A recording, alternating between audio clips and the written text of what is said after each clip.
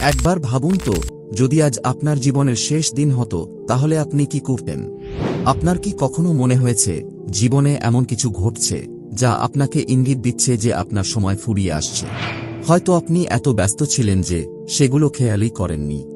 মৃত্যু কোনো অজানা বিষয় নয়। এটা একমাত্র সত্য যা আমাদের সবাইকে একত্র করে। কিন্তু আমরা অনেক সময় এমনভাবে বাঁচি যেন আমাদের হাতে অসীম সময় আছে। আল্লাহ আমাদের জীবনে ছোট ছোট বার্তা পাঠান। এসব বার্তা আমাদের ভয় দেখানোর জন্য নয়, এগুলো আমাদের মনে করিয়ে দেওয়ার জন্য যে এই দুনিয়া অস্থায়ী। এই পৃথিবী শুধু একটা পরীক্ষা। আসল জীবন শুরু হবে মৃত্যুর পর। তাহলে এসব বার্তা আমাদের কি বলে? এগুলো সতর্কবার্তা নয়, বরং এগুলো সুযোগ।